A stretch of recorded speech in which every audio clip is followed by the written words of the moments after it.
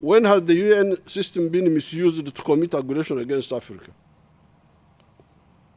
When? What are the examples where the UN Security Council was misused to the detriment of Africa? I can straight away quote two cases. The murder of Patrice Lumumba in 1961 and the attack on Libya recently. How much chaos have these two mistakes caused in Africa? If you sit down and you think how much chaos has been caused by these two actions, the killing of Patrice Lumumba, 1961,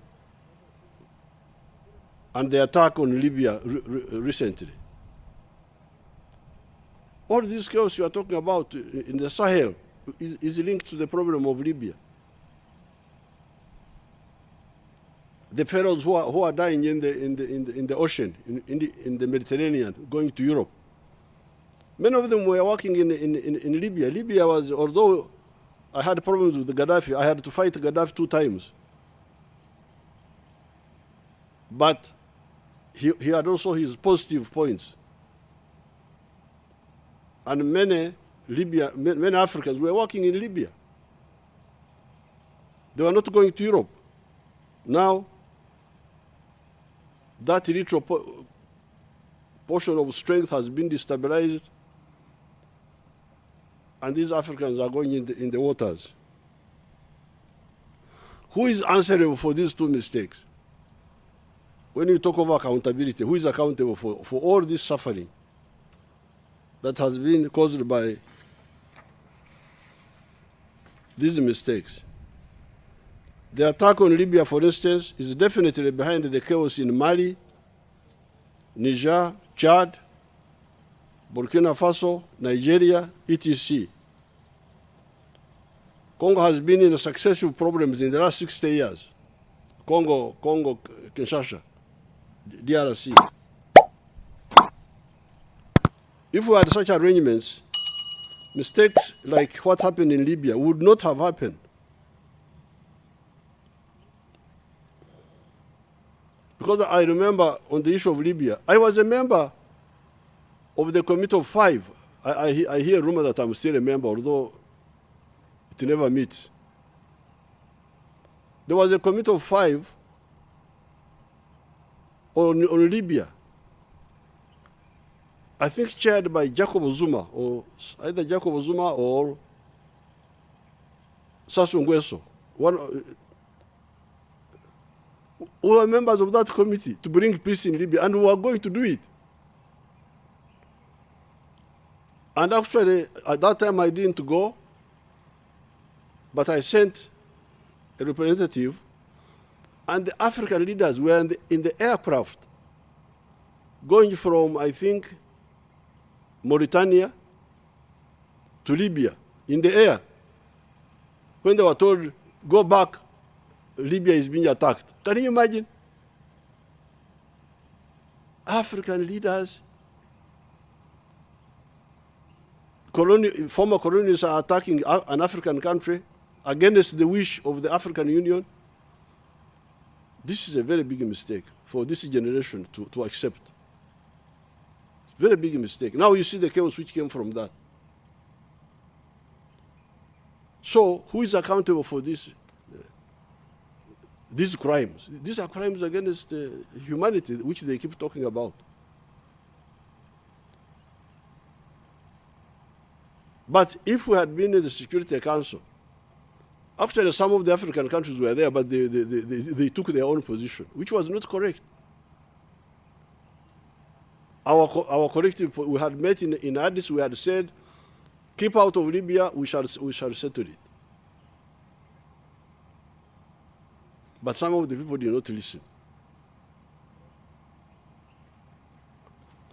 But if we had been there with the orders of the African Union, that one would not have happened. Or if the majority of the African Unions had supported the intervention, then the attack would have happened with our consent.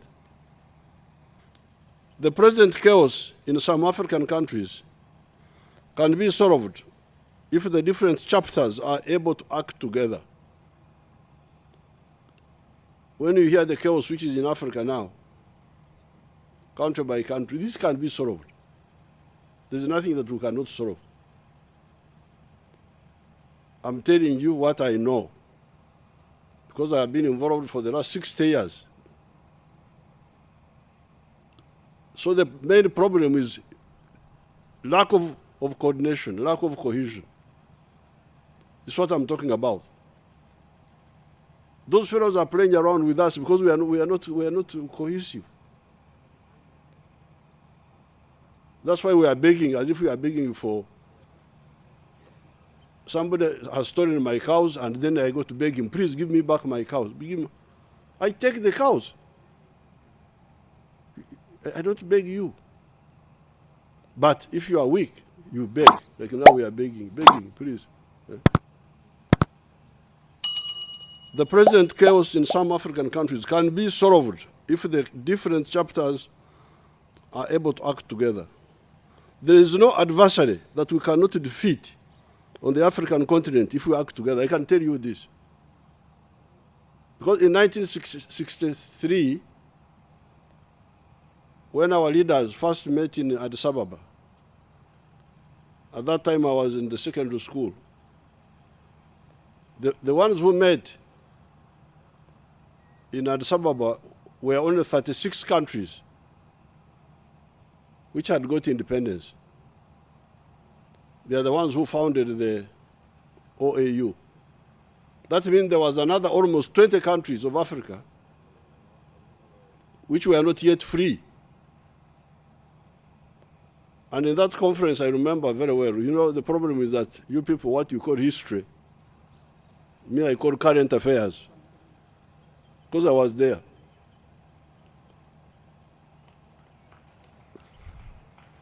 So in that conference, the African leaders passed a resolution saying that all the African countries must be free, peacefully. And if anybody does not give freedom peacefully, we shall throw him out by war, the armed struggle. Oh, people were laughing at, these are Africans just talking. But our leaders formed a committee of 9. It was called the Committee of 9, just like this one. The Committee of 9 African countries who are members of the Liberation Committee, which was headquartered in Dar es Salaam, Tanzania. And that one was to coordinate support for the liberation movements in the countries which were occupied by the foreigners. This was 1963. And people were laughing at Africa, what can they do? But by 1974, the African armies in Mozambique, in Angola, in Guinea-Bissau had defeated the Portuguese imperialists. Defeated by war, not talking in the microphones, no.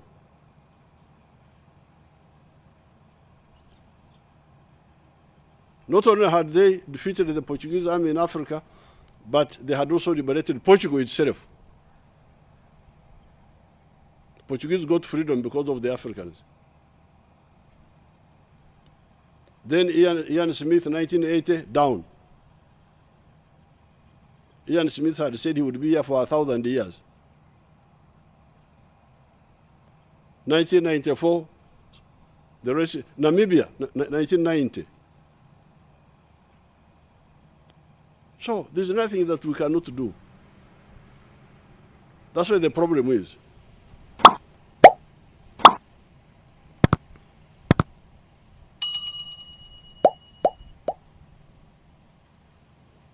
By strengthening ourselves here in Africa, the outsiders will more easily accept not to interfere with our rights.